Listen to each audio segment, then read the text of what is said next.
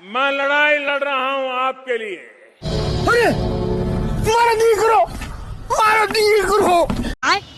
अतुल जी, आपका रुख करते हुए जो के शर्मा जी ने कहा उसका भी जवाब देना चाहें तो आप दे सकते हैं। और साथ ही मेरा सवाल आपसे ये भी कि जब अच्छा ठीक है शर्मा जी, आप बोलिए आप बोलिए, फिर मैं जाऊंगी अतुल जी के पास। जवाब देना एक चाहता हूं ठीक है अभय जी को मैं इसीलिए जवाब देना चाहता हूं कि आप अपनी मानसिकता के अनुसार ही उस तरह का विचार कर रहे हैं, क्योंकि आपकी मानसिकता में वो चीजें हैं कि वो डिफरेंसेस कर रही हैं।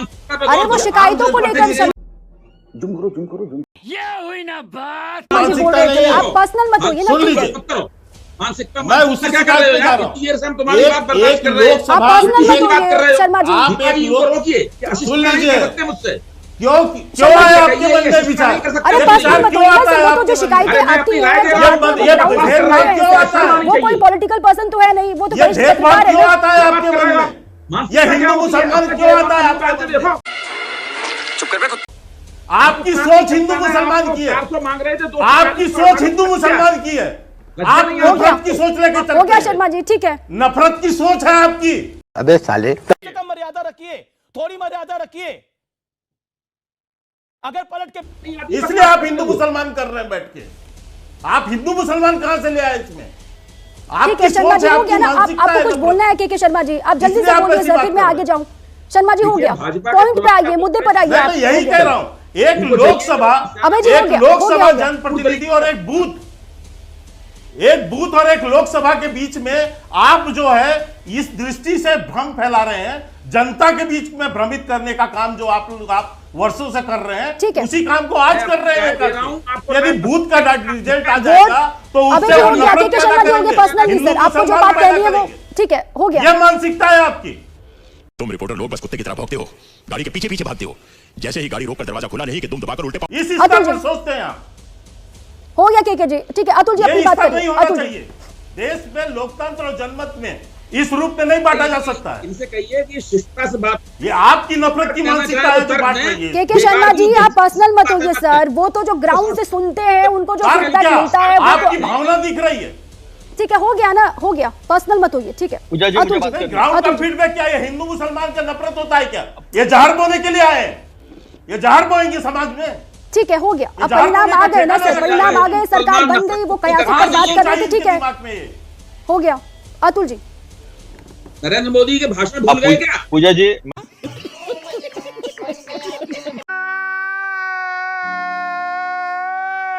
मैं अभी नरेंद्र मोदी के भाषण दीपा अतुल जी, दीपा जी, मैं अभी बोलिए। दीपा जी, मैं अभी एक अपेक्षा करता हूं आपसे कि के शर्मा जी मेरे बीच में बोलेंगे नहीं। मैंने काफी धैर्य से उन्होंने जो भी गंदी बातें कही है मैंने सुनी है। उन्होंने गद्दारी की बातें की है, मैं वहां से सुनना शुरू करता हूं। ये वो अभी मजा आएगा ना भिड़ो। गद्दार विचारधारा की पार्टी है जिसने अंग्रेजों के साथ मिलकर इस देश के स्वाधीनता संग्राम को विरोध किया था। ये वो गद्दार लोग हैं जिन्होंने जिन्ना के मुस्लिम लीग के साथ मिलकर इस देश का विभाजन किया है। और मैं उस पार्टी का हूं जिसमें दो प्रधानमंत्री इस देश की अखंडता और एकता के लिए। अब बिल्कुल देखिए दीपा जी, जब वो गद्दारी की बात कर रहे थे तो आप शांति से सुन रहे थे। मैं अभी देख रहा था के शर्मा जी की आवाज एकदम स्पष्टता से सुनाई दे रही थी और अभय दुबे की बातें नहीं सुनाई दे रही थी। समझ रहे हो? अभी नतीजे आए थे। ठीक है, नया कुछ नहीं है, बीजेपी गद्दार है, एक नया कुछ नहीं है, सही बात है। हाँ, अभी मेरी शर्म करो, भगवान से डरो। एक बात कहनी है ये कि जब जीवीएल नरसिम्हा राव ने बुक लिखी थी और उसे प्रस्तावना अडवाणी जी ने दी थी और प्रात्यक्षिक भी किया था दिल्ली में, अब उनको लगता था कि तब ये ईवीएम हैक होती है, ऐसा उनका कहना था। आज हमें ऐसे कई चीजें हमने सामने रखी है कि जिससे संदिग्धता पैदा हुई है।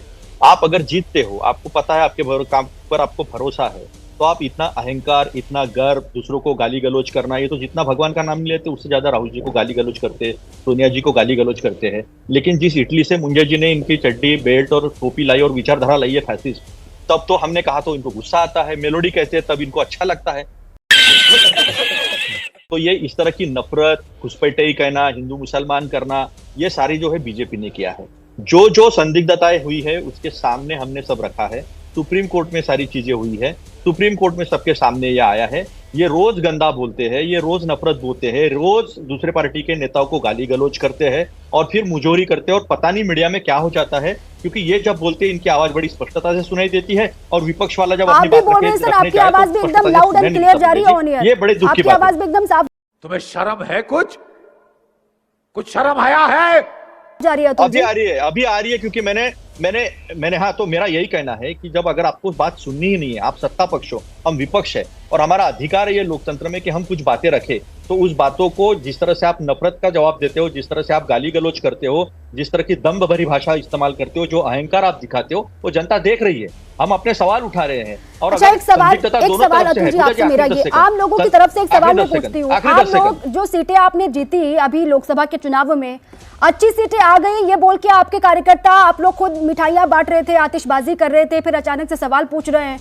अब लोग ये जानना चाह रहे हैं कि जहां पर आपकी जीत हुई है वहां पर ईवीएम एकदम बढ़िया काम कर रहा था, वहां पर ईवीएम एकदम ठीक था, उसकी पारदर्शिता पर वहां पर सवाल नहीं है। तुम रिपोर्टर लोग बस कुत्ते की तरह भौंकते हो, गाड़ी के पीछे पीछे भागते हो, जैसे ही गाड़ी रोककर दरवाजा खुला नहीं कि तुम दबाकर उल्टे देखिए, एक उदाहरण दूंगा मैं आपको। कोई भी एग्जाम में 7-8 सब्जेक्ट होते हैं, 4-5 सब्जेक्ट में पास हो गए और 1-2 सब्जेक्ट में फेल हो गए, तो हम ये कहेंगे क्या वो स्कूल ने 4-5 सब्जेक्ट अच्छे पढ़ाए थे और 2 सब्जेक्ट अच्छे नहीं पढ़ाए थे? बात तो सही है। ये तो जहां गलत है वहां उंगली उठेगी। जो गलत है उसको ठीक करने के बजाय गलत को भी सही साबित करने की कोशिश जो होती है, फिर एफआईआर होने के बाद भी उसको जस्टिफाई कैसे करते हो आप किस तरह से आपने दबाव डाला है? पता है आपको भीड़ में क्या? मैं बताता हूं आपको क्या हुआ। धुलिया में 4 मशीनें गिनी नहीं थी और रिजल्ट डिक्लेयर कर दिया था।